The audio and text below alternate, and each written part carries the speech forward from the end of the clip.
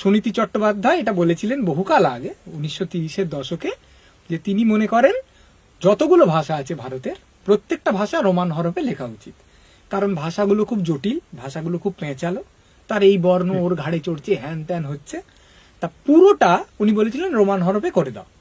তা বলা বাহুল্য যে সেটা হয়নি, কিন্তু তিনি এটা চেষ্টা করে দেখেছিলেন। সুন্দরবনের কতগুলো প্রাথমিক বিদ্যালয়ে বাংলা ভাষাটাকে রোমান হরফে লিখে ছোট ছোট ছেলে মেয়েদের শেখাবার চেষ্টা করেছিলেন।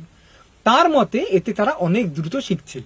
তিনি একটা হিসেব করে বলেছিলেন যে বাংলা ভাষা একদম শুরু থেকে বাংলা ভাষা মোটামুটি লিখতে পড়তে পারা, এইটা করতে একজনের লাগে 2 বছর মতন সময়।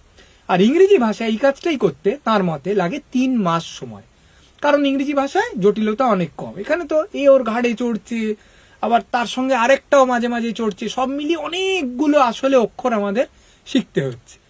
আমরা বুঝতেই পারছি না যে কেন কোথাও একটা জফলা দিলেই চলছে, কেন কোথাও আরেকটা বর্ণ জুড়তে হচ্ছে, এগুলো আমরা বুঝি না। আমরা যখন ছোটবেলায় বানান ভুল করি আমরা প্রত্যেকেই আপত্তি করি যে আচ্ছা দন্তন্য আর মূর্ধন্য নর মধ্যে তো আমি কোনো তফাৎ বুঝছি না, তাহলে বানানে তফাৎ আমি কি করে লিখবো, আমাকে দেখে দেখে মুখস্থ করতে হবে, কিন্তু সত্যি সত্যি আমি তো উচ্চারণ থেকে কোনো যুক্তি পাচ্ছি না।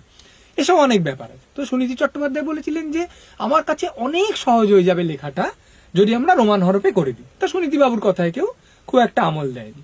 পরে উনি বইও লিখেছিলেন এবং সেখানে এই কথাও বলেছিলেন যে ইঙ্গিত করেছিলেন যে রাজশেখর বসু সুনীতি বাবুর এই মত সমর্থন করতেন। উনি রাজশেখরের নামটা লেখেননি, কিন্তু উনি ইঙ্গিত করেছিলেন তিনি।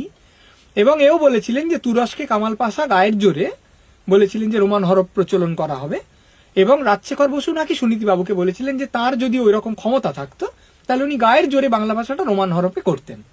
ফলে আমরা যখন এখন বলছি আমাদের অন্তত দ্বিতীয়বার ভাবা প্রয়োজন যে এত বড় বড় মানুষ যারা বাংলা ভাষাটা নিয়ে যতখানি তলিয়ে ভেবেছেন আর হয়তো কেউই ভাবেনি, তারা যখন এই কথা বলছেন হয়তো তার কোনো সারবত্তা আছে। এবং আমরা যদি এই কথা ভাবি যে আমরা হোয়াটসঅ্যাপে লিখছি, আগে SMS করেছি, এখন SMS কম করছি, কিন্তু করেছি। আমি অনেককে এরকম দেখেছি, তিনি বাঙালি, তিনি চিত্রনাট্যটা লিখছেন তত্তর করে ওইভাবে, তার কিবোর্ডে হয়তো ওই বাংলা লেখার সুবিধাটা নেই বা বাংলা টাইপ করতে তার অসুবিধে হয়। ঠিক যেভাবে বাংলা অতগুলো বর্ণ জানতে আমাদের অসুবিধা হয়, ইংরেজি টাইপটা আমরা যত দ্রুত শিখে যাই বাংলা টাইপটা আমরা তত দ্রুত শিখতে পারি না। তো তিনি ইংরেজিতে লিখছেন, ইংরেজি হরফে লিখছেন, কিন্তু বাংলা একটা চিত্রনাট্য লিখছেন এবং অসামান্য চিত্রনাট্য লিখছেন, মানে সে ছবি হয়ে হচ্ছে। এইবারে আমার কথা হলো যে আমরা বাংলা ভাষাটাকে দেখছি যে অনেক লোক বাংলা ভাষাটার প্রতি আর কোনো ভালোবাসা লালন করে না, এটা খুব সহজ কথা। এইবার যদি তাদের আকর্ষণ করার জন্য আমি বলি যে ঠিক আছে তুমি যে হরফটা চেনো, যে হরফটায় তুমি রাত দিন লিখছো টিখছো, সেই হরফে আমি তোমায় বাংলা অক্ষরগুলো দিচ্ছি, বাংলা শব্দগুলো, বাংলা বাক্যগুলো আমি তোমায় দিচ্ছি, তাহলে দেখো না, পড়ে দেখো।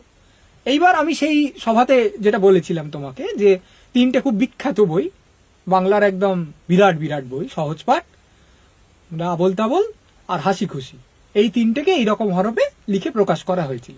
খুব নিন্দিত হয়েছিল কিন্তু খুব বিক্রিও হয়েছিল। তা বিক্রি হয়েছিল কেন?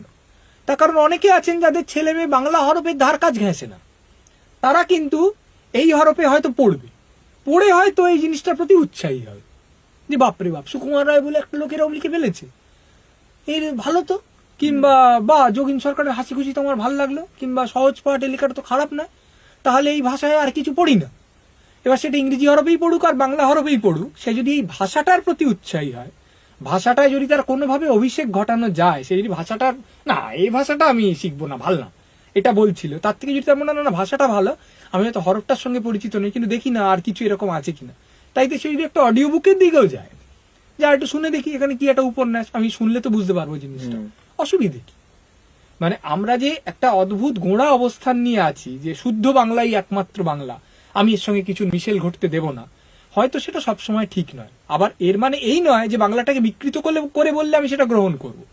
আমি বলছি শুধুমাত্র হরফটা পাল্টানোর কথা, আমি বাংলাটাকেই পাল্টে দেওয়ার কথা, বাংলা বাক্যর সমস্ত প্রয়োগ পাল্টে দেওয়ার কথা বলছি না। সে তো আমি বহু জায়গায় বলেছি যে সেইটাকে মেনে নেওয়ার কোনো জায়গা নেই।